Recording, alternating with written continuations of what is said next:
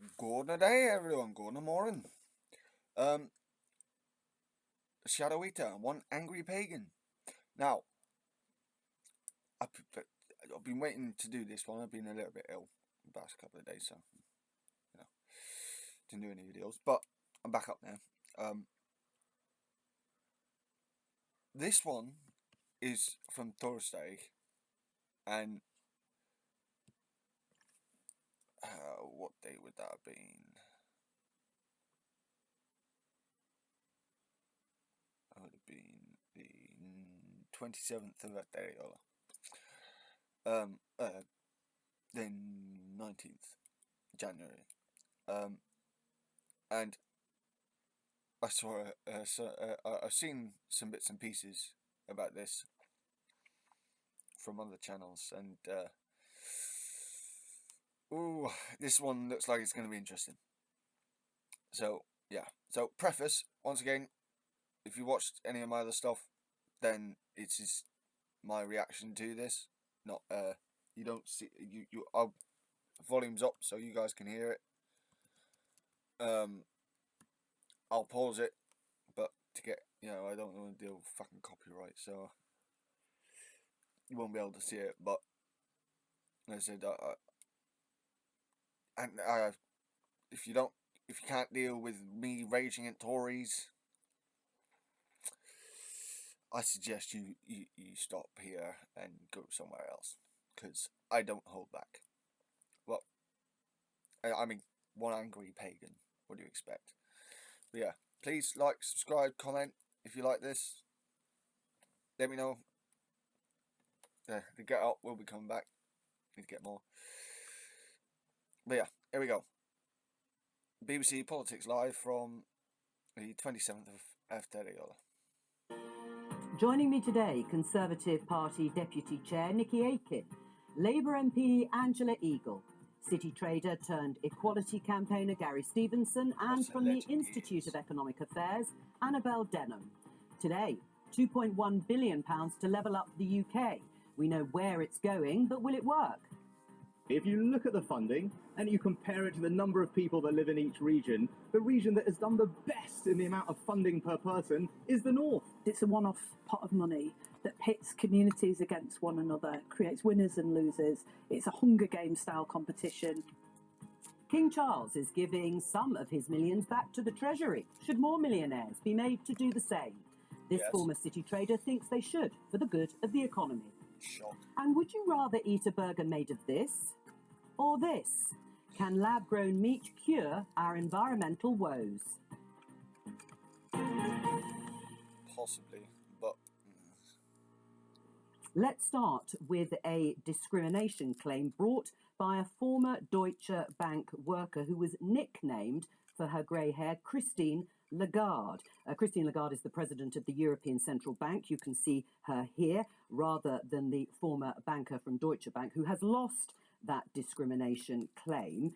It wasn't the entire case that she presented, but the judge ruled that the nickname, or jokes about grey hair, was just part of the irritation of day-to-day office life, which occasionally occurs. Is the judge right, Nikki? Well, I think we have to put this in context, and I speak today as somebody who was mistaken by BBC Parliament this morning for Harriet Baldwin MP. She appeared in the Commons, and my name appeared under her name. So, there's two older women in Parliament. We don't all look the same, I don't think. So you're both Tory MPs, but they got them from the right party, yes? Well, neither of you've got grey hair. No, neither got grey hair. Oh, well, that's because I may... That's all right. We don't need to know about all your hairdressing issues. But do you think it is sexist? I mean, do you think these things are things that women should just put up with? No, I don't think we should put up with it at all. No, gosh. I mean, look, it's. I'm 54. I remember, in the 80s and 90s, some of the actions and behaviour of my male colleagues at the time was appalling, and I called it out. I mean, I'm in a much better place today, but we still got to call out such behaviour. Right, call it out. But is it discriminatory? Well, it depends on the context. There's always banter at work, but there's also, in some cases, bullying at work. Mm-hmm. And I don't know the context of this discrimination case. Obviously, if it's just, comparing somebody to one of the most powerful women in the world in the financial area, then I would probably be There are worse quite things. flattered. But if it's on top of a load of other stuff, which is demeaning and bullying, then it can take on a different connotation. Yep. So you've got to look at the context, which is what employment tribunals are there for. We know what the difference between joshing and bullying is, and you know it when you're subjected to it, and you know it when you see it happening in the office. My best advice is to other colleagues who see somebody being picked on to call it out. Is this the sort of comment that would have been made in some of the places where you worked as a city trader? And do you think this woman had a case, really, on jokes about being grey-haired because she's older? There was definitely a lot of joking like this when I was on the trading floor. I was in my early 20s, so I definitely wasn't in my grey era at that time. I got teased quite a lot. What I got teased for is the way that I talk. You know, I'm from a pretty poor background. I'm from East London. There's not many people from my sort of background on the trading floor nowadays. But for me, what was important was, even though I came from that background and I talk how I do, they gave me a chance to trade against everybody else. And when they saw that I was a better trader than everybody else, I was the guy. And I think I've actually seen bigger problems after that when I went to do a master at Oxford, since I've been in the media. People that speak like me are very rarely used to talk about economics. So for me, even though in the city I was teased, I was listened to. Whereas, you know, I often question in the media why there are so few people with regional accents who have experienced poverty talking about economics. I don't get teased here, but where are the voices? And what about older people? As you say, you were in your 20s. It was your Got a point. accent. You say that perhaps there weren't many people speaking like you who are economists. Do you think attitudes to older people in the workplace, in those sorts of workplaces, is a problem? You know, a lot of people don't survive into their 40s No, not as traders, in no. trading. I mean, to be honest, it's a dog-eat-dog world for everyone in that space. But the one thing I liked about trading was you're judged on your results. So really, whatever your background, if your results are good, that's what matters. Is it a problem for older people in the workplace beyond banking and the city in general?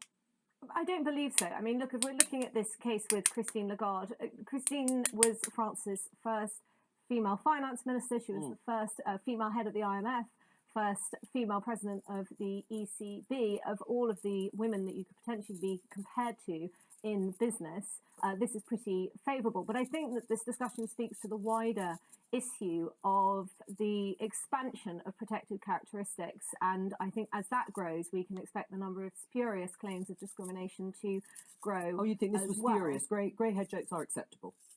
I believe that, you know, the judge has looked at the evidence and ruled that discrimination was not at play. And I think it's important that we read about this so that more disgruntled employees potentially are not incentivised to come forward. I think ultimately nobody wants anyone to feel offended in the workplace. And it's interesting you talked about accents, because there was a survey before Christmas that found that 1 in 4 people are now saying they have been mocked on account of their accents in the workplace. So no, we don't want anybody to be offended, particularly not when they're in the office. But sometimes a joke is just a joke. And sometimes, unfortunately, people are made redundant and discrimination isn't at play. But it goes back to a very important point that we need more women in positions of power. We need more older women in positions of power, so that, you know, we can hopefully cancel out this type of behaviour. Yes, and then I suppose it won't be noticed as much having older There's a workers. difference between joshing and bullying. Yeah, Okay, so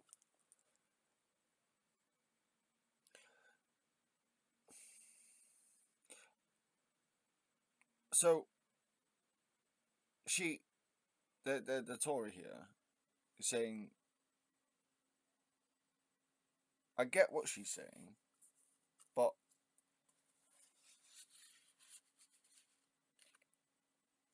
is it too simplistic a view? I think that's what my brain boils down to here, is what she's saying, does it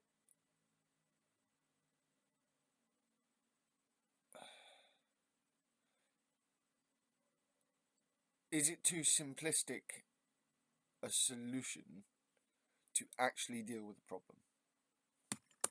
And those who are subjected to it know what it is when it's happening, and those who are around watching it happen no to. And if it's got descended into bullying or picking on somebody, then that ought to be dealt with If and it's called systematic, out. as Andrew said, there's a very big difference. All right, well, let's turn our attention to wealth. You heard in the headlines, King Charles, multi-millionaire, has asked for a surge in profits from the Crown estate in offshore wind farms to be used for what he called the wider public good. So it would mean that some money set aside for the sovereign grant. You can see here the headline in the Times, King's Crown Estate wind farm to generate £1 billion for Britain. It would be set aside normally for the sovereign grant, which runs the royal household. But in this case, he's suggesting it be retained by the Treasury and can be used for public spending. So should the rest of the rich be doing something similar? What do you make of the King's decision and announcement today? A good? Oh, it's very generous of him. I wish I had £1 billion I could donate away and be able to afford. But it's not enough. It's not enough. In the last 3 years, the government's given out £700 billion. That would be enough to give £14,000 to every single adult in the country. Now, if you're going to give out that amount of money, you need to do an analysis of where that money is going to end up. You have to. And at the beginning of COVID, I was screaming out, let's do an analysis of who's going to end up with the £700 billion. The Conservatives didn't do it. Labour didn't do it. The BBC didn't do it. So I did it. And what I found out was that money was going to overwhelmingly end up with the richest people in society. That's enough money to give the richest 5 million adults in this country £140,000 each. Now, you were a millionaire. You earned £1 million in your first 2 years, you say, as a trader. You've changed your mind about how the world should work, how capitalism should work in the UK. What sort of triggered your Damascene conversion? The way I became a millionaire is after the 2008 crisis, I realised that because of a massive growth in inequality, we would basically never come out of that crisis.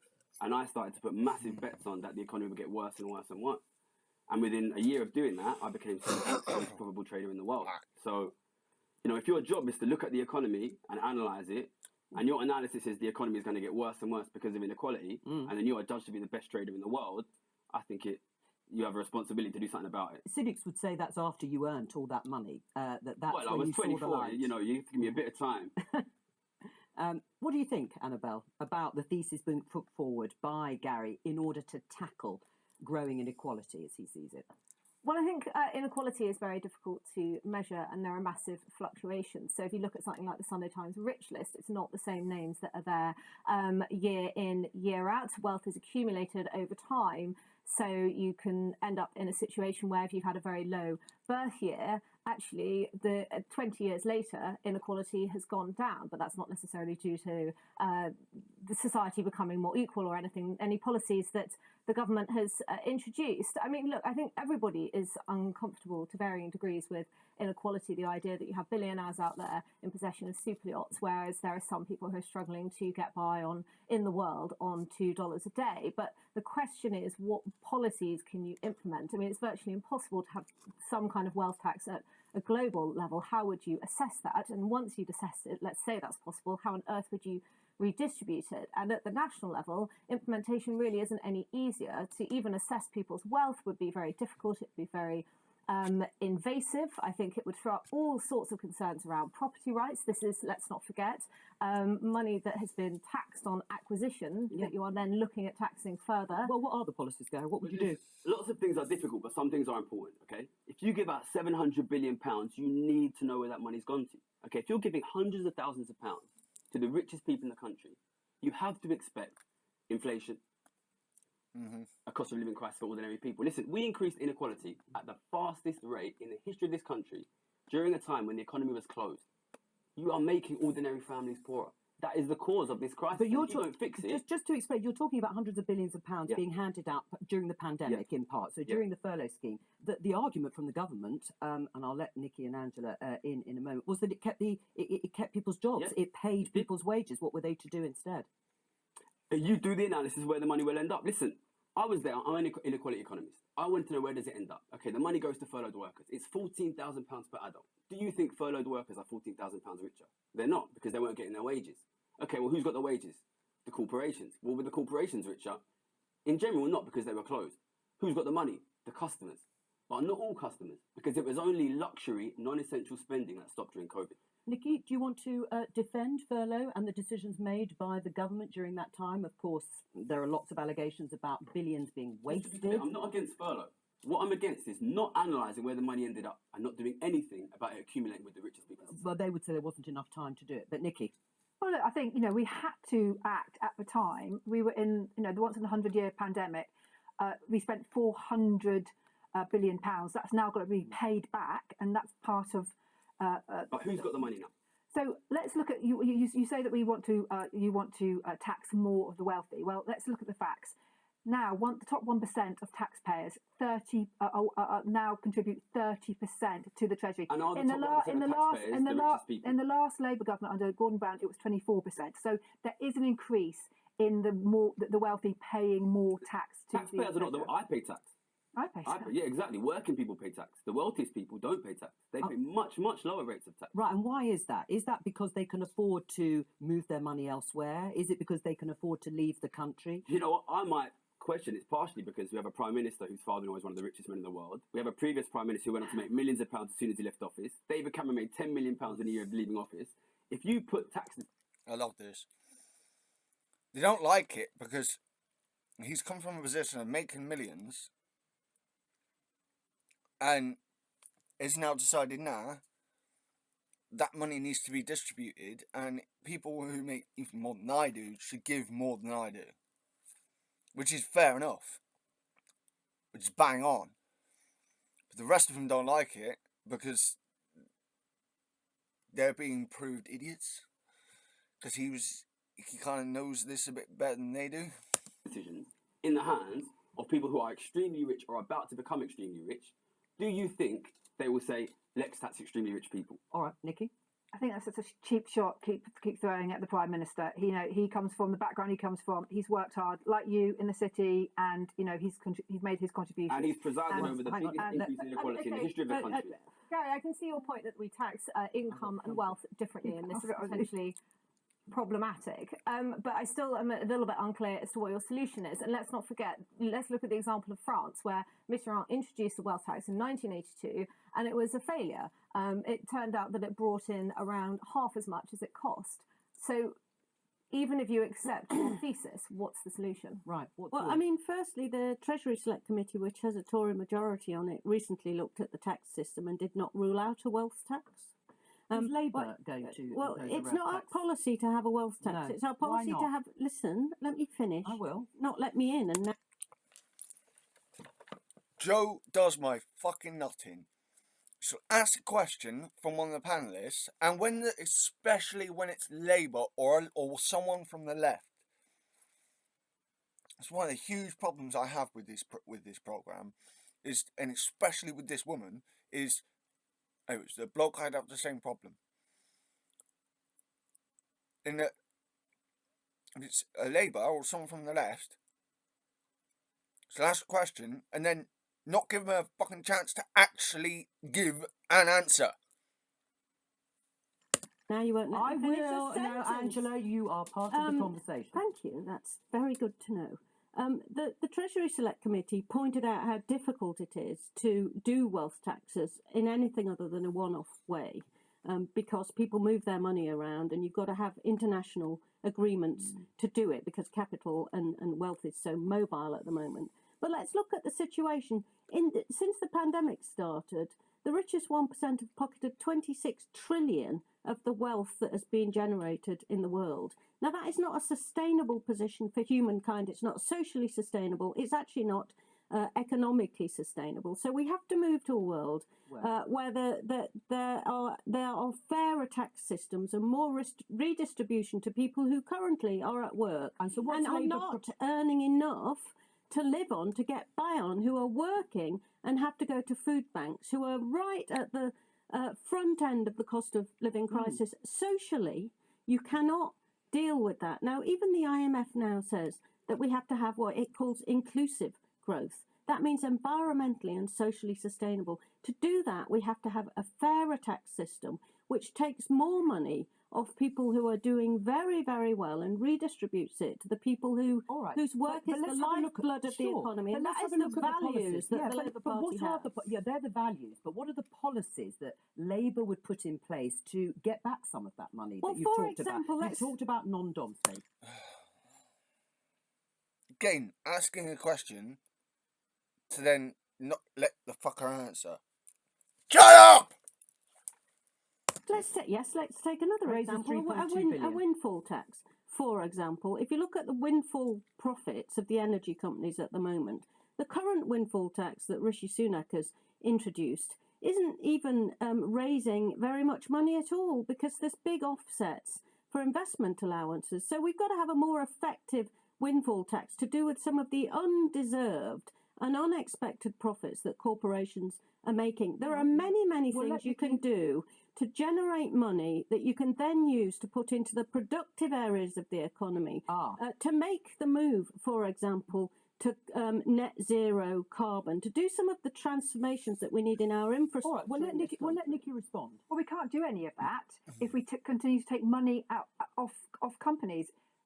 If we give them... These companies that you're trying to defend, they asked you to tax them. They said, tax us. We can take it. And the Tories like, no, you can't. Some tax breaks for investment, so they are investing back into the infrastructure. That's going to create more jobs. Unfortunately, a lot of what they're putting the money into is fossil fuel infrastructure. It's not what we need.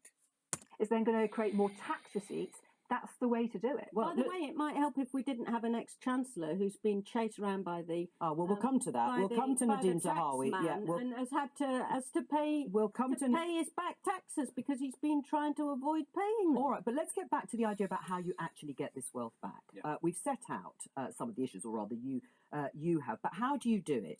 How do you actually put in place wealth taxes that Annabelle says doesn't work?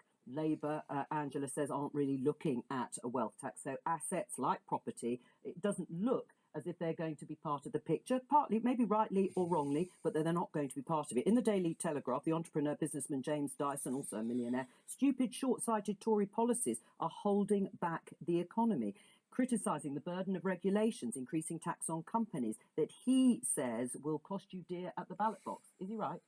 Look, I think we've got to... Look, I'm a low-tax, small state conservative, and I want to see tax cuts, and I know which Ken Clarke has now said is a fantasy. Fantasy. Are they? Well, let's see what's happened. Let's see what happens. It is a fantasy. The next budget. No, we've got to move move our growth agenda on, of course, but we've also got You can't, because you can't get your brains out your arses. Ensure that we pay for COVID, we pay for the cost of living, and we ensure that we pay for the war that's in Ukraine. What do you say to James Dyson? I mean, he is a wealth creator, he would say, and he doesn't want regulation and high taxes in order to create jobs and pay those people. Well, I've never met James Dyson. He might be a very nice guy. He's a very wealthy person, and he doesn't want tax on the very wealthy. I don't think I need to say more than that. But yes. Fucking yes, Gary Stevenson. Fucking legend. You, my friends, are Drenga. What I'm seeing from this discussion is a government that's given out £700 billion and has done no analysis of where the money's Well, you've said that, but that's you don't even know who's got the money now. But you left your job in the city trading in 2014. More broadly speaking, what is the answer? What are the policies that either Labour or Conservatives could do that would actually bring back some of the wealth from the super rich, if we're going to call them that, and redistribute it? There are some low-hanging fruit which should obviously be done. You should equate capital gains with income tax. There's no reason why the wealthy pay less on that rate. You should close the loopholes, obviously, but you need to bring in something that will transfer that wealth back. If you are willing to give £700 billion to the richest and do nothing to bring it back, then ordinary families pay the price. So you need to bring in serious moves to You've redistribute. also got to deal with offshore tax evasions. You've got to deal with these packages of offshore companies that allow people to export their money and avoid paying taxes. Yeah. You've got to deal with profit shifting in global multinational corporations. At the Some of moment, this you has have- got to be done Yeah. by international agreement. But the fact is, as Thomas Piketty, the economist, says, we're now in a situation where the wealthy are going to get more and more wealthy, and wealth is actually going to accumulate without stopping because growth levels are lower than the amount of money you can get on your wealth in interest. So what's happening is that the billionaires index, the Bloomberg billionaires index, has to be updated every day. Well, I mean, because Annabelle, isn't it? global billionaires' wealth is rising so much it's obscene, and we need to, as a global international community of Angela's right here. politicians She's bang on. and economists, do something about All it. of Right, this well, is hang cost of on. living Let crisis. me bring in Annabelle on this because, you know, the idea of trickle-down economics, this idea that you allow the most wealthy, or certainly some of them, to spread that wealth, and they're encouraged to do so. It didn't work broadly, did it, under Liz Truss and Kwasi Kwarteng, which was seen as an example of that trickle-down economics? Politicians have been trying to use it for the last, 30, 40 years, has been completely debunked. Mistakenly seen as an example of trickle-down economics. That's a fallacy. I don't think any economist, certainly not any free market economist, has ever used the expression trickle-down economics. The idea seems to be that if you, grow the pie, the wealthy get richer, they spend more in the economy, and that wealth gets transferred to the poorest in society. Well, if that were true, then you would simply strip the assets of the rich and give them to the poor. Why not just cut out the middleman? Why incentivise them, or take the money, incentivise them to go and spend in the economy? I think But what this concerns me about following this the discussion, IEA's dogma, economic I don't believe dogma, there's a single to the letter. piece of research, publication, I blog, don't see article, a why the single member of the IEA or can anyone even associated come with onto us has programmes ever like mentioned this the term trickle-down and economics. Don't talk over And I each also, other. a concern that I do have is would be that so ashamed much if of I the was in the debate IEA. now around improving the lives of the poorest seems to be fixated on the wealthiest. How do we implement punitive Well, taxes it's the on inequality. Because they keep getting more wealthy. That's fucking why. This person's supposed to be working, is supposed to be an economic affairs reporter or whatever. And she asks such a stupid question. Isn't it? The gap billionaires. between the But wealthy. I'm reasonably relaxed about inequality. Of course, I don't Do like they the fund idea. Reasonably relaxed about inequality. What a bitch! I am not holding back here. What a fucking bitch. I don't care if YouTube takes this down now. Probably will. But if it doesn't, cool. Because this woman being a fucking bitch. Let me finish. billionaires Let me fund finish. it? It's important you let me finish Finish this. the sentence. I don't like the idea, of course, that you have billionaires with super yachts and you have people who are living on $2 a day in this world. I don't think It's right, and this is what's doing my head in even more. It's just about the world.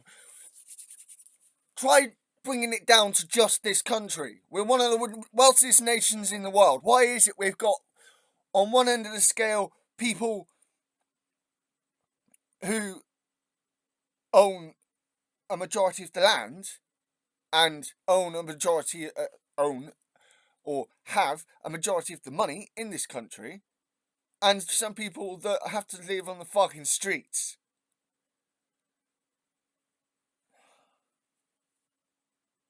This is what disgusts me about this woman, and men and women like her. anybody is comfortable with that. However, if the lives of the poorest are being improved, continually improved, then Angela's right. They aren't. It's getting worse. This is someone who cannot see past the end of their fucking Range Rover. even if the super rich are getting richer, you're still seeing improvements in the quality of life We're not! Evidently we're not! of the poorest in society. Is that true? So it's not But for me, happening. this is not about inequality. This is about living standards of the ordinary people of this country. If you give £700 billion to the richest people in the country when the economy is closed, they will spend that money, drive up prices, and ordinary families increasingly will not be able to afford the basics like food and energy. Listen, if you give this money to the rich, it affects ordinary people. So what is your solution? A wealth tax in full spending. Listen, But would if you not accept that all of the downsides to wealth tax is the fact that they've almost everywhere that they've been tried, they've listen, subsequently been you're reversed talking to because somebody they who has haven't made worked. millions of pounds by betting that the economy will collapse every single year, okay? And I'm betting on that right now, and I don't want it to happen. If you do I don't nothing believe about growing anybody wants that to inequality, happen. if you don't do anything about growing inequality, poverty will get worse and worse and worse. It's And I'm not- telling you now, listen, All right. in a few years' time, when it happens, when things are worse, remember this date, It's not and you can't say you socially didn't know about it. sustainable to run a global economy with this level of inequality. It's not economically sustainable because there aren't enough consumers with enough money to make the economy. Angela Eagle making the point here. Again, proving that this fucking economic reporter doesn't know what she's fucking talking about. She can't see her past her end, the end of her own fucking Range Rover. She probably doesn't have a Range Rover, but you get my point. Work. So it's not fair in any way. All right. And I don't know But what who about the funds economic the advice IEA. hanging in the I don't know wealth who tax? funds the IEA, but I bet it's not the poor. I bet it's the billionaires that you're defending at the moment. Can I What just about the economic downsides of a let me- introducing a wealth tax? I just want to show, I think we've got some pictures of Keir Starmer and Rachel Reeves, the Labour leader and the Shadow Chancellor in Davos at the World Economic Forum. I mean, there have been various reports, Labour schmoozing the wealth creators at this forum. Is Labour going to do anything that's radically different, Angela, to what we are seeing now under this government? Yes, we've said we'll have a fairer tax system. A fairer tax where- system, but not taxing the rich, the top 5% in the way that was pledged. We have to have sustainable growth, and that's about environmentally and socially sustainable policies and tax policies which lead to a more equal Well, let me ask society. Form part of that. All And right, so let the me get Nikki direction in of because travel she hasn't had much is of to a say. fairness. All right, Nikki, I want to ask you also about Nadeem Zahawi because it was mentioned. Just completely jump away from the subject. I don't like Jo Cook. I don't like her. I just... She herself seems like a fucking Tory. By Angela. You're a deputy chairman of the Conservative Party. He is the chairman. He's faced. And this thing about wealth taxes, I kind of think that Angela Eagle is right. And if Starmer's gone to Davos to cozy up to rich people, could it be that he's trying to put this idea across? Possibly. Possibly not. I don't know. Seeing questions about whether he is in a conflict with HMRC, the tax office, over millions of pounds. Now, we've heard from the Prime Minister that his tax affairs are in order. Have you had a conversation with him? No. Are you going to? About his tax affairs. Oh, well, about the questions. My colleagues about tax affairs. Well, about the questions, because it's been out in the press. I mean, is it uncomfortable? Well, is it difficult? He's been very clear that he's paid all his tax, and as the Prime Minister said, that his tax affairs are up to date. So, and I think going back to this discussion we've just had about a wealth tax for me equates to socialism, and socialism has never worked in the world. Never. Give me an That is bullshit. example of when socialism has worked. The NHS before the Tories came in and started defunding it. And we have got to create more wealth in this country for everybody, and we do that by cutting taxes and growing the economy. Well, firstly, you're not growing the economy. Secondly, you're presiding over the largest tax burden that we've had since the Second Why World is War. that, Angela? Because whilst you're describing yourself as a low-tax conservative. I am All right, you can't have it both ways. Look at what you've delivered. Let her answer. It's low tax for If I could get a word in edgeways. It's low Nikki, tax I'm for going to some let Nikki. people. I'm going to Yes, let it's Nikki answer, and then we'll move on. Nikki. Nadeem Zahawi. Look at the facts. We have come through a pandemic when we spent £400 billion. I do not think we should allow our children and our grandchildren to pay that debt. And we've now got a cost of living crisis basically because of the energy crisis. And the government has put billions of pounds into supporting. So you're going to ignore the misery that preceded the pandemic, yeah? the most vulnerable over over the last few months and moving forward. But I think about wealth tax. We should not be creating more tax. We should be cutting tax. All right. Well, you're very clear on that. We're going to talk about something else which is sort of related, levelling up. It's the great mantra of Boris Johnson and continues under Rishi Sunak. More than 100 schemes, it's been announced today, have won government funding in the second phase of the Levelling Up Fund. It's worth about £2.1 billion. It's not an insignificant amount of money. Let's give you an idea about how it's going to be spent. Some of it, £50 million for New Eden project in Lancashire, £45 million for the Port of Dover, £50 million to improve rail links in Cornwall, and a new train line there, £50 million between Cardiff Bay and Cardiff Central.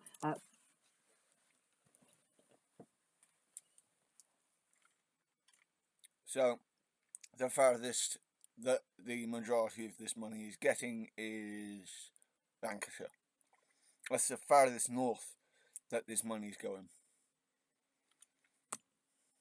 We can play you a little bit of Rishi Sunak, the Prime Minister, who is out and about in Lancashire today. We're investing hundreds of millions of pounds across the north in dozens of projects. I'm here talking to you from Accrington. I'm just off to Morecambe after this. Then I'm over to the northeast. And the thing you need to know, actually, if you look at the funding and you compare it to the number of people that live in each region, the region that has done the best in the amount of funding per person is the north. Nikki, has it been distributed fairly, this money? Yeah, if you look at the cost per capita, and I think that's really so important. per head, the population, yeah. Wales is, I think it's £68 per head. The northwest, where I know Angela represents, is 48. London is 17. So I think it's really important to look at the facts. Yeah. Of course, there will be people who are disappointed, but I do think if you look at the first tranche of the Levelling Up Fund and the second, we have got a blanket coverage. Is it going to be transformative though to people's lives? I mean, we've just been talking about the economy and issues of inequality and tax and billions of pounds. Is this going to transform people's lives when we've got the NHS in the condition that it is for all sorts of reasons, and people are trying to heat their homes? It's down to the local authorities, the local councils, and the mayors where they've got mayors to make it work. And it's about local accountability. That's why I think it's really important that we have the devolution into the regions so that local people can make those decisions. And if they don't like what's happening, they can vote. See, this is where regulations are important. Their councils out and get people who they want in to transform their local areas. I mean, do you think it's a good idea? I mean, you'd welcome. We've had Labour colleagues of yours coming on saying that it's great that they're having money in their local areas. Of course, it's good when people get money in their local areas, but we've got to put it into context. 15 billion council cuts to council budgets, and this is 2.8 billion given back. So that's a lot less money going locally. But there's a distinct shift. It's not revenue budget, it's capital budget. There's a distinct shift to Tory-held seats in this. I think it's being misallocated. No, that is true. But I think you're trying to keep them by misusing the allocations. Yeah. Phil pointed this out. On one hand, you got 60 odd percent of it going to Tories, but the Tories only hold 55% of the vote of MPs in Parliament. So it's complete bullshit what she just said. Complete fucking bullshit. In a political way, I think 19 million pounds to Rishi Sunak's constituency, and by the way, he's jetted himself up on a private jet again for the third time in the last couple of. Should he have jetted up on a plane? Why can't he get on the train? Look, Carrick, where in Richmond, in Rishi Sunak's constituency, is a indie Lib Dem council, so you can hardly say that a Conservative council has hang on, Angela, don't interrupt because it's difficult for the viewers to hear. Go on. He openly boasted about taking money off Labour-held areas and giving them to Tory He did in a video. He said that there are poorer areas in parts of the country that are broadly affluent, but even in the southeast, there are poorer areas that need funding. Is it a good idea? Is this going to transform people's lives in these areas? Well, I mean, if I take £15 off you and then give you £2.80, is that going to transform your life? This is the spoiler I saw earlier for this, which really gave me the impetus to make the video today. This is a person who uses proper maths to explain problem, to explain the problem pretty simply. It's absolutely These bang on. guys, they've found £2.8 billion to give to local councils. In the last 3 years, they've given £700 billion to the rich. I know you've made 50 times as much. Listen, is it levelling up if I give a poor person £2.80 and I give a rich person £250? No, sorry, £700. 250 times as much. Listen, this government has presided over the largest and fastest ever increase in inequality in the history of the country. Fucking boom. And the most Orwellian thing you've ever heard, they call that levelling up. What do you say? I think in this case, we're talking about relatively trivial amounts of money for projects that often ought to be financed by the private sector. I think this really underscores the problem with things like the Levelling Up Fund, which is that they create. Yeah, the Institute. This woman is from the Institute of Economic Affairs. Yeah. How about you go fuck yourself, bitch? Anomalies, and then the case is always made. Annabelle Denham. What a bitch. For more, the government comes under pressure to spend more, and we need to remember that the state's resources are. I'm not being discriminatory against women. Richard Tice was on here, but going just as fucking nuts. If they had a male representative come on, I'd be calling him a bastard or a prick and a cunt. Because it's a woman, it's a bitch.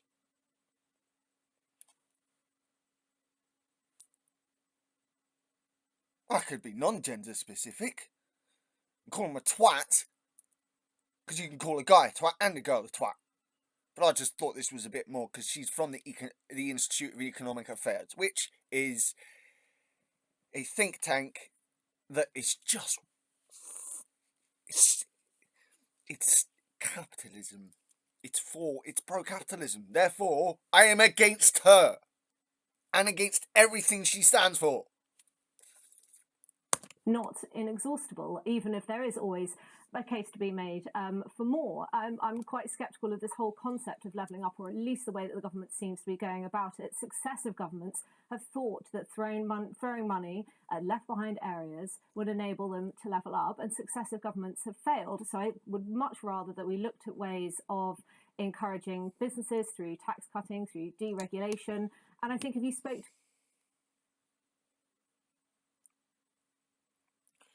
Sorry, this country is so focused on tax cutting and deregulation, and yet countries where it's completely opposite are doing a lot better than us. And have done for a long time.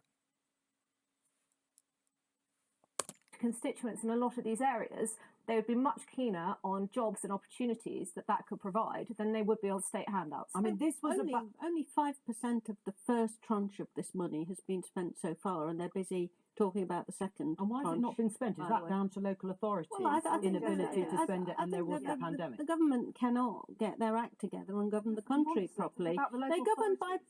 Well, they're right. governed by we press know how release. you feel. Well, we know how you feel, but on this, on levelling up, what can you say to actually people in those red wall areas, those areas who used to vote Labour, but changed in the 2019 election and voted for the Conservatives? Are they going to be satisfied with the amount of money that has gone to those parts of the country or not? I hope they're going to be satisfied that they're going to see their high streets change from the money that they're receiving from the government. Are they? Well, I hope so, because what I hope so. It's not. I will. I hope so. shocked me, Joe, over the last few years is how forgotten these areas are by. It really? It shocked you? People have been going on about this for more than just a couple of years, you little bitch. Local authorities, predominantly Labour-run. The ignorance of the Tories just amazes me. It really fucking does. Authorities for 20 or 30 years. Hang on. And having run a local authority myself, it is a. You know, fuck you, Joe Coburn. Absolutely fuck you. You ask Angela Eagle a question or fucking Gary a question, but you'll constantly interrupt. Where's the Tory or the IEA bitch having a fucking giving a question? You're like, oh no, you gotta let them talk. You don't fucking interrupt them, do you, fucking twat? Fuck you, Joe Coburn. It's a difficult job, but it is about prioritising and ensuring that you can invest in the local areas, that you can create jobs, and that you can create a community that is proud of itself. What will Labour do? Devolution has been very much a buzzword. The former Labour Prime Minister Gordon Brown did a large and long paper on it. But apart from devolution, wouldn't people prefer cash? Well, I think the point is that you take down to the local level instead of the opposite. This government has done the opposite by massacring local council budgets over the last 13 years. What you do is you get the money and you give it to local authorities who know how best to spend it in their local areas and make them accountable to their local voters. But we've had areas We've had the opposite where Labour of local that. authorities have forgotten their communities. And that they Sorry, haven't you've invested. decimated their budgets. In my own local authority But area, Wirral, But why did they we've vote? had Why an did they vote? 80% But Angela, hang on. cut. But Angela, the question is, why Oh, did fuck off! Let her... The Tory gets to make her point, the IEA bitch gets to make her point, but when the leftists try to make their point, they don't get to. Fuck you, Joe Coburn, shut the fuck up! We don't want to hear your interrupting little voice any longer. Shut up! Make a question, let them answer. Shut the fuck up! did they vote Conservative in 2019? Well, that's a in that different case? issue. I would say a lot of it was about Brexit and a lot of the Not lies necessarily. that were They've been told in the forgotten. 2019 Have you election. But hang on. But also there's- they- Again, just constant interrupt. The Tory doesn't get so much constant interruption. Shut the fuck up! the austerity years, I'm Angela, sorry, these the councils were austerity Labour years. run for 30 Listen, or 40 years. the Shall I tell you something? austerity, If you talk over each other, the audience just can't. You were talking over Angela Eagle, but you refused to talk over the Tory. You shut up! Here, and I get a load of years complaints on saw Twitter. Yes. the Why aren't they complaining about you? Why don't you let up the fact that people are complaining about you, you fucking twat? austerity years saw massive cuts to the most vulnerable All right, areas you've made that in point. my own Nikki, local authority. respond to and that. then you cannot complain Angela, about can I get a word? you, Yes. but you cannot complain about things Please. being neglected when you've cut the You... Ugh. The Tory gets to fucking say what she wants and then finishes. Then it gets moved on.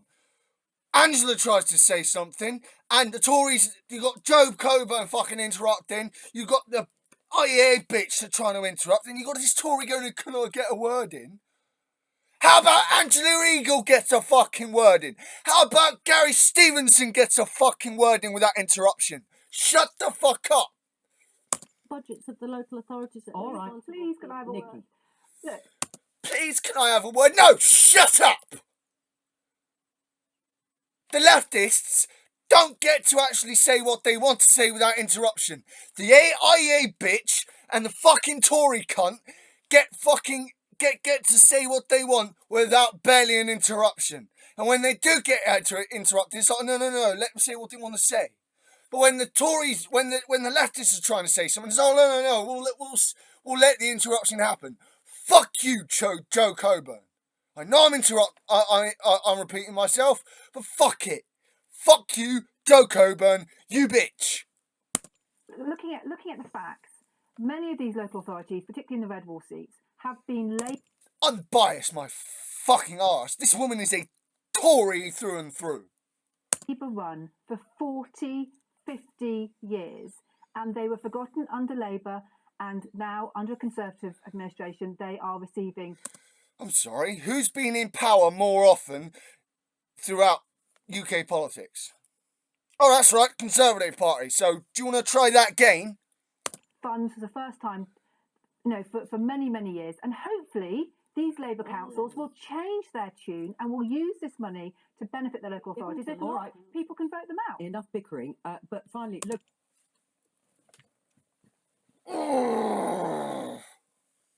Once again, she let the Tory come back and defend herself, but does she let Angela Eagle come back and defend herself? No, she fucking does not. Why? Because Joe Coburn is a Tory shill bitch. Local authority budgets have been cut. I mean, Angela Yeah, is right. Over the years, they have been cut. Have you had complaints from Conservative colleagues who haven't got money after being asked to promote this No, levelling up? I haven't spoken to anybody about it either way. Right, so no one's come to you and Not for me, complained. All right, well, let's move on. Let's talk about something completely different. Because you don't.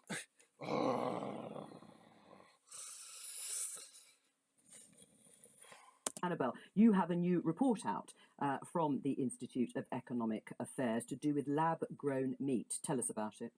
Sure. I think the first thing to say is that although this sounds like something in the realm of science fiction, it is underway, but is nonetheless very much in the early days. So we're setting out what lab-grown meat is, what the process involved is, and what the huge impact lab-grown meat could have on the environment. But part of what we get when we eat is it's also what the cows have eaten. And more often than not, that's good for us than bad for us. This is the problem with animals that are kept in cages and such. This is a problem I have with lab-grown meat. Is it going to have the same nutritional value as meat from killing an animal?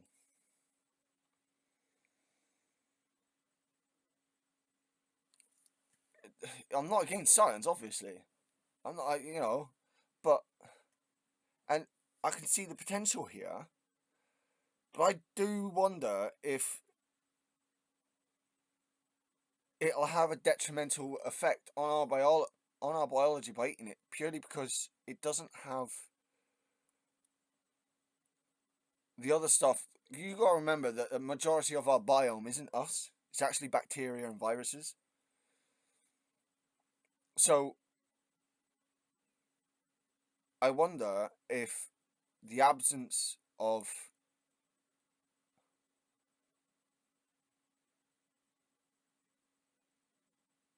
plant material and bacteria that from plant materials that cows, just going with cows, for example, that get transferred into the meat because they eat it. You that thing of you are what you eat.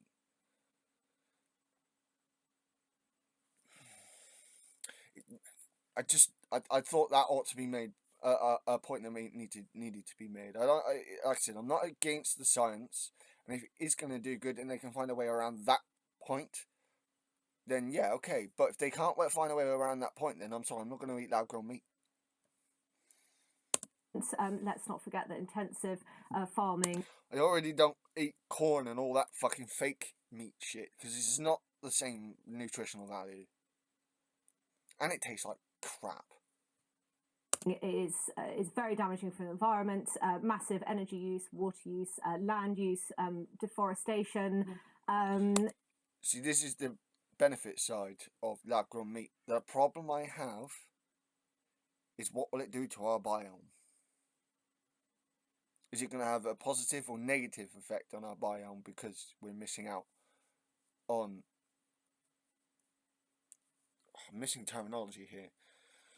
Like tertiary effects from cows, for example, being out in fields. It's potentially damaging for human health. Look at the risk of antibiotic resistance and the amount of antibiotics that are administered to livestock. So it can bring all sorts of benefits, obviously, around animal welfare. Why has the IEA chosen to do this? Because I would say the IEA is broadly very pro-innovation. This is actually a really exciting innovation that can deliver greater consumer choice, but also, as I say, those it could possibly affect our biome, our biology. massive benefits to the environment, to human health. Well, let's talk to beef and sheep farmer from his farm in Somerset, Stuart Clapworthy. Thank you very much for joining us today, Stuart. Give us your reaction to what you've just heard from Annabelle about lab-grown meat being the future, particularly if it's deregulated. It's absolute rubbish. I've never heard anything in all my life. We are British agricultural farmers. We produce some of the best quality food in the world, and they want to spoil what we're doing by growing this, a burger in a lab. I've never heard nothing like it in all my life. Would you eat one? Would you try one? A lab-grown? I wouldn't. No, I would not. I would not. It's absolute. Our welfare of our animals is the highest in the world. We produce the finest quality meat in the world, and they just want to spoil it. They just want to turn around and kick us in the teeth all the time. How do you expect the youngsters to come and go into the industry when you're doing this? All right. Well, Annabelle, can you persuade Stuart? Well, I think the first thing I'd say Unlikely is that in the short to medium term, this is very much about expanding consumer choice. This is about supplementing rather than replacing conventional meat. So I don't imagine that it will have all that much impact on farmers, at least in the short to medium term. But nonetheless, the opportunities, as I've set out, are huge. And what we don't want to see is the UK falling behind. Currently, under retained EU law, we adhere to the Novel Foods Regulation, which is 25-year-old regulation that was brought in, and when at the time there were a lot of panics and food scares around mad cow disease and GM, and that really needs to be revised. Even the government's food strategy made the case for a review of the Novel Foods Regulation. So it's really about ways in which we could potentially make the regulatory regime more favourable to encourage entrepreneurs, innovators to come here. I'm sorry, I don't know. Fuck off with your deregulation bollocks. This push for more deregulation, especially in this country, is really fucking dangerous. It's really, really dangerous. But you get these shills, these fucking assholes, come out and say, oh no, we need it. We need it for freedom. You said we needed Brexit for freedom. Look what fucking happened. To set up the businesses in there. Let me just hear again for Stuart. What do you think about that? What would it do to your industry if there was a massive expansion of lab-grown meat? Oh, it would hit us. It would hit us. It would hit us. All right, we got a butcher shop as well. I'm lucky enough to have a butcher shop. So where are we producing the lambs? What's behind me? We're producing the lambs for environmental. They are going from the farm straight off to go into the shop. There is no travelling hardly involved. The sheep, the lambs are living the best of their lives. There's no travelling. That is helping the environment. All right. Well, instead, I think. Right. All right. That may not be true for all farmers, though, and the way all food. No. But what we're saying is they are about the environment. We are, as a country, we are importing meat from Brazil and all over the place to come halfway across the world, and we are got our own produce. Yeah, but we can't. I get what the farmer's saying. There needs to be a bit of a balance here, because we do have to import some of our food because our population is too large for us to be unless our population dropped off a fair bit, we won't be able to be self-sufficient. At least produce our own stock here. And that is surely more friendly for the environment than it is carting it across the world. All right, well, let me ask our other guest, what do you think about deregulating lab-grown meat? Would you eat a lab-grown burger? I'll give it a go, I don't mind.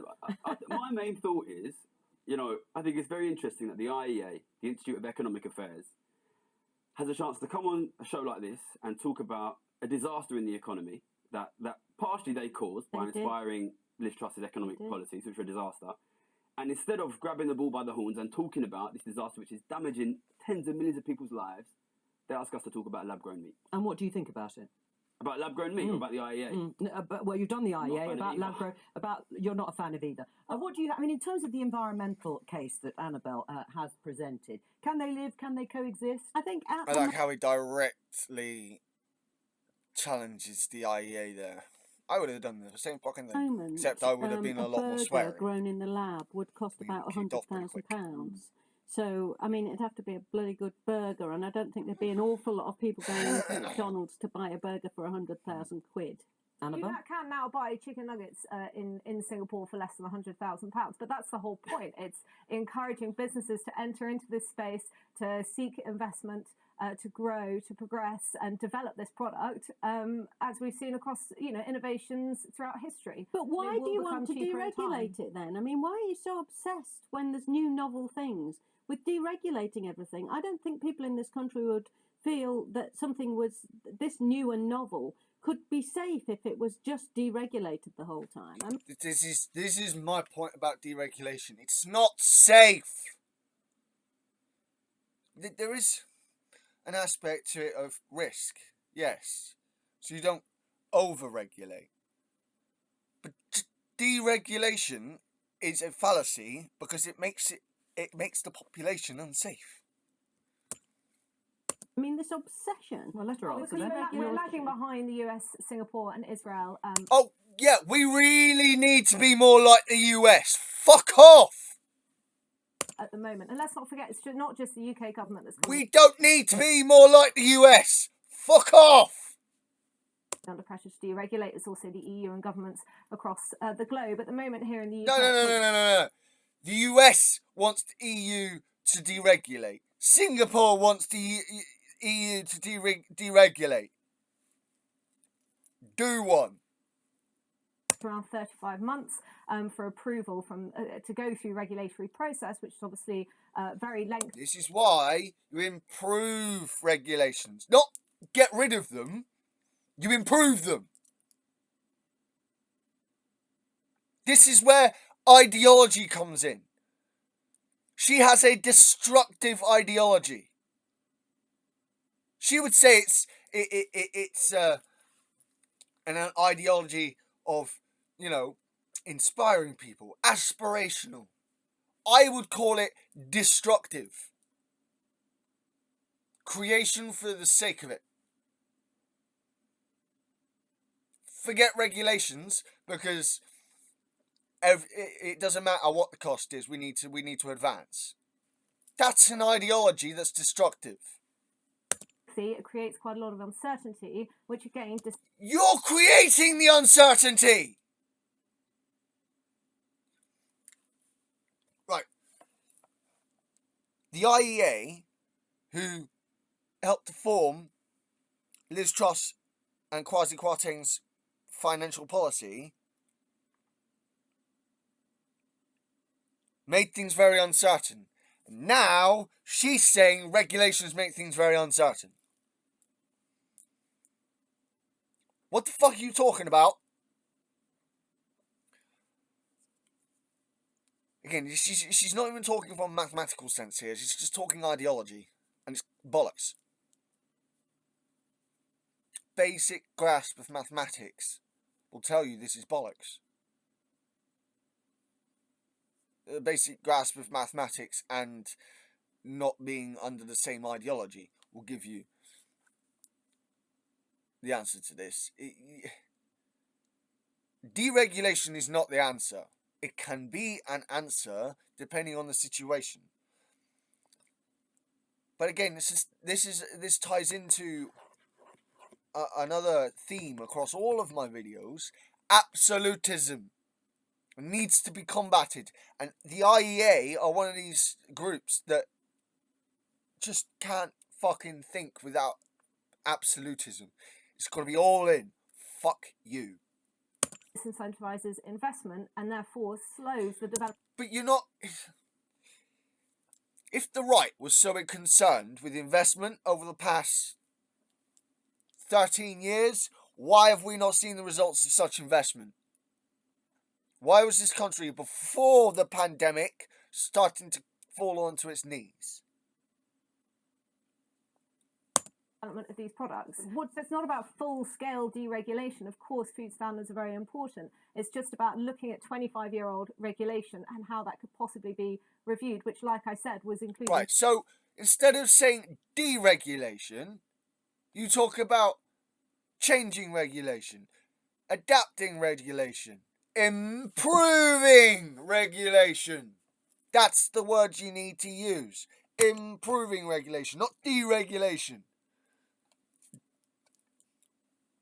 It's an ideology. She's trying to come up with excuses all about you. Yeah, no, all you people go on about is deregulation. It's all you guys go on about. And then when you say about investment, like, into what? Into the NHS? Yeah, right. If we'd seen such investment, then the NHS wouldn't be at the point it is, And don't give me pandemic bollocks, because if the NHS had been given the proper investment it had needed before the pandemic had happened, it wouldn't be in as bad position as it is. In the government's food strategy. Is this It's going to be not embraced by... absolutism, by the way. That's logic.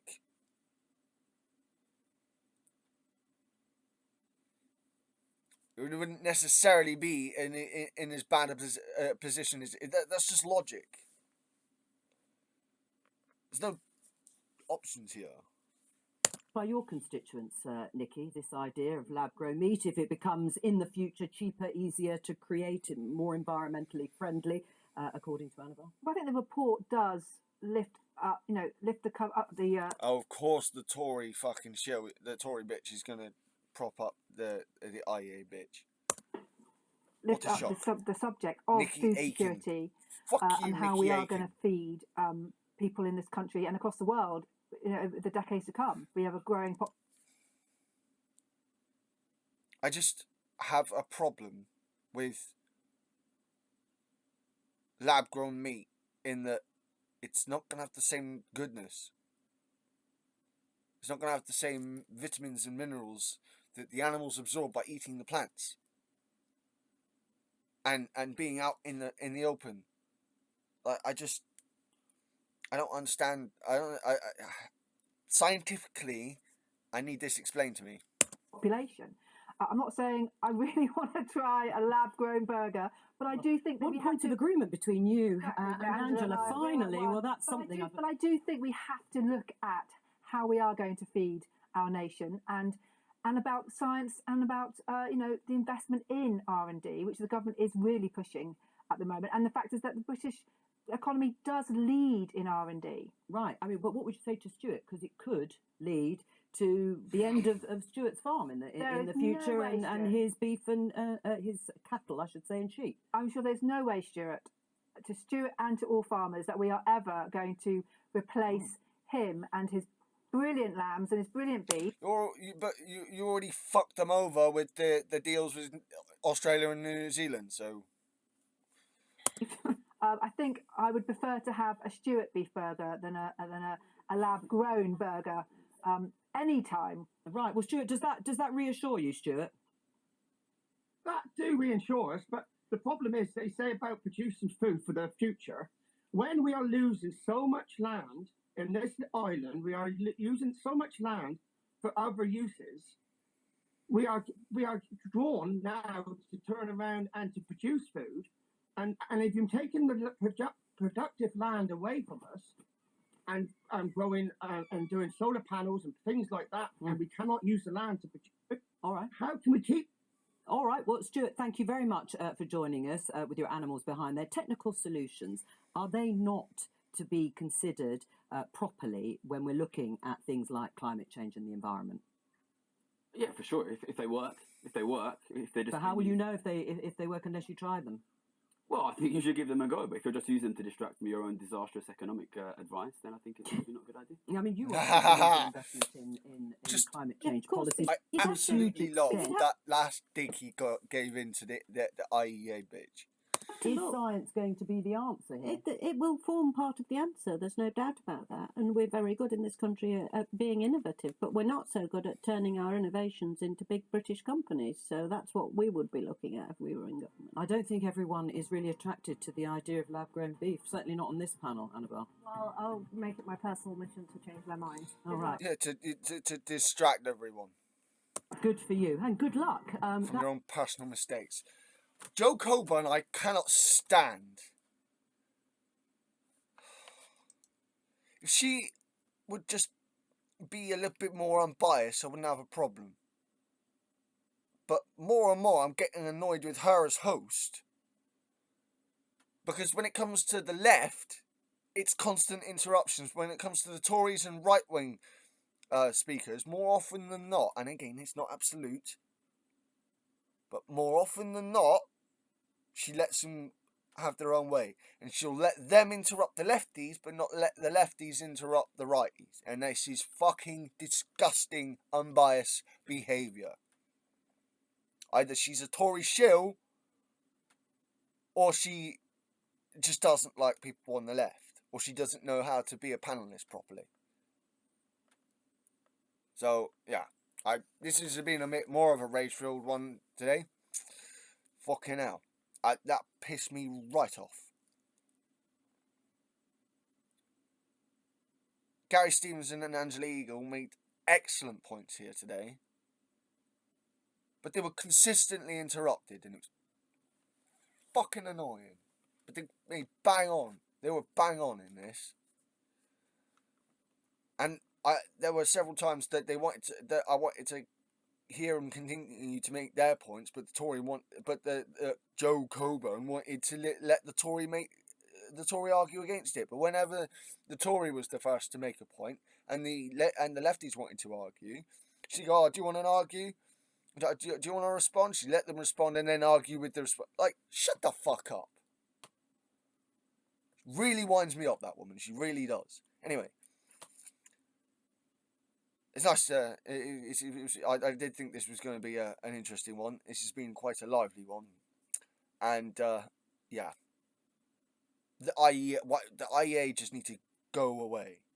Although I do like how on this, for a bit of balance, I do like on this episode how you've got both Gary Stevenson, who is pro redistribution, and Annabelle Wasserface from the IEA, who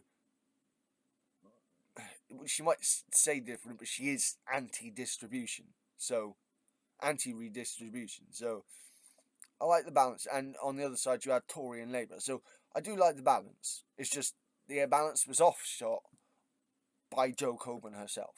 So yeah, this has been Shadow Eater, one angry pagan, and if you've gotten this far, you'll get the angry part. I think I'm going to be bringing out a couple more videos today. Hopefully, be bringing out my first Terry Pratchett video. Hopefully, either today or tomorrow. So, I hope everyone having a good day. Where's the Thailand? And blessed Thursday, everyone. Stay safe.